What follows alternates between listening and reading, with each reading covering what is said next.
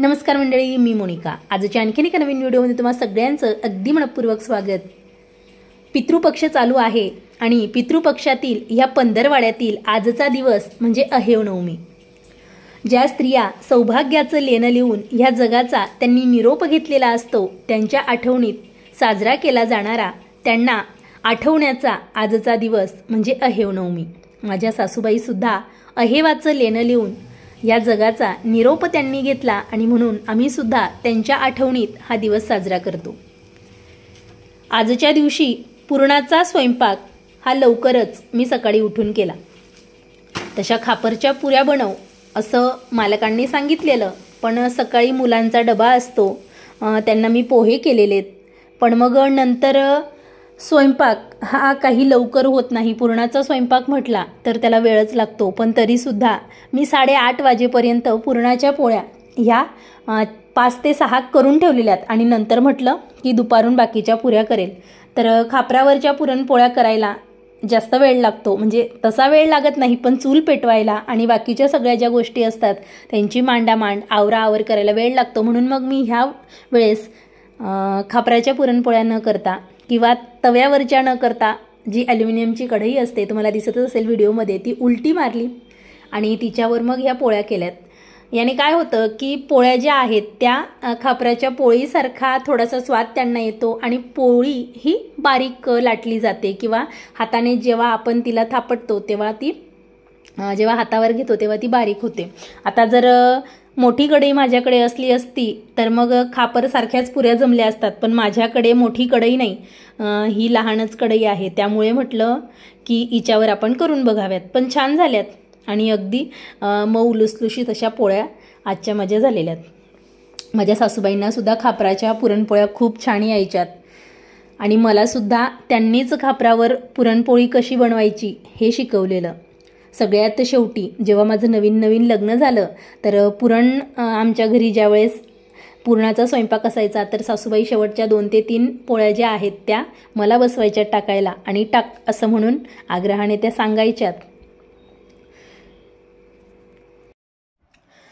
आजच्या दिवशी मालकांना काही सुट्टी नव्हती आणि मुलंसुद्धा 5:15लाच स्कूलला जातात, म्हणजे त्यांची व्हॅन ही सकाळी 5:15लाच येते. त्यामुळे मग त्यांना डब्याला मी पोहे दिलेत आणि नंतर म्हटलं मालकांना सुद्धा सुट्टी नाही, मग पुरणाचा स्वयंपाक जो आहे तो अगदी 8:30 वाजेपर्यंत माझ्या पुऱ्या ज्या आहेत त्या मी फक्त नैवेद्यापुरत्या, म्हणजे आगारी आमच्याकडे म्हटली जाते, तर आगारी टाकण्यासाठी आणि डब्याला ज्या मालकांना द्यायच्या होत्या तेवढ्या 3-4 पोळ्या मी करून घेतल्यात. म्हटलं बाकीच्या पोळ्या ज्या आहेत त्या नंतर करणार. तर ताट वगैरे मी मांडून घेतलेत आणि देवाचा ताट केला, सासूबाईंच्या नैवेद्याचा ताट केला आणि त्यानंतर मग आगारी तशी मी 11:30ला टाकली, कारण मालक जे आहेत ते सुद्धा 1:30 वाजेनंतरच डबा खातात, म्हणजे 1 ते 1:30च्या दरम्यान ते डबा खातात. त्यामुळे मग तोपर्यंत आगारीसुद्धा माझी टाकली जाणार होती.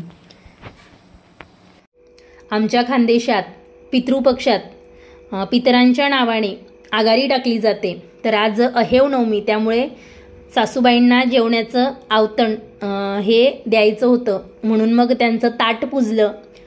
ताटात केळीचं पान ठेवून जो पुरणाचा स्वयंपाक होता तो सगळा वाढून घेतला आणि त्यानंतर मग त्याच ताटातील जो नैवेद्य आहे तो थोडासा काढून या अग्नीत त्यांचं नाव घेऊन आपण त्यांना बोलावणं करायचं. आता आम्ही माझ्या सासूबाईंना सगळेजण ताई म्हणायचो, म्हणून मग ताई जेवायला या असं म्हणून किंवा त्या मृत व्यक्तीचं नाव घेऊन आपण त्याच्या नावाने जे आहे ते अग्नीत ते अन्न जे आहे तो घास जो आहे नैवेद्याचा तर तो टाकायचा, त्यालाच आगारी टाकणं असं म्हटलं जातं. तर याच्यात जी अग्नी आहे ती कापुराच्या सहाय्याने पेटवावी किंवा आपल्या घरी जर कापूर नसेल तर मग आपण ज्या दिव्याच्या वाती असतात तर त्या तुपात ओल्या करून त्या सुद्धा तेथे ठेवू शकतो.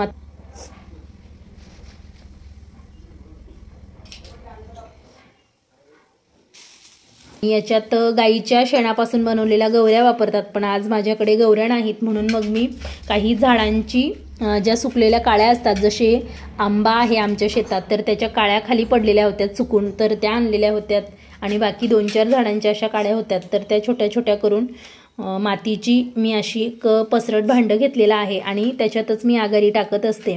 कारण आपण असंच तगारीमध्ये किंवा कशातही ते आगारी टाकणं मला पटलं नाही, म्हणून मग मी सुरुवातीपासून ह्या भांड्यातच आगारी टाकत आलेली आहे.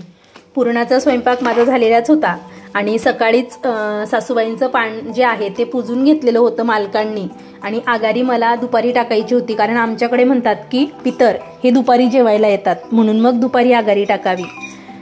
आणि आता वाजले होते 10:30 आणि दीपिकाला सुद्धा 9:45ला जायचं होतं शाळेत, म्हणून मग म्हटलं की आपण दीपिका आहे तोपर्यंतच आगारी टाकून घेऊया, म्हणजे तिचा सुद्धा नमस्कार होऊन जाईल. म्हणून मग 10:30ला मी आगारी टाकून घेतली. दीपिकाला शाळेत जायला उशीर होत होता आणि ते थोडी चिडचिडसुद्धा करत होते, कारण 9:45ला तिची व्हॅन येऊन जाते.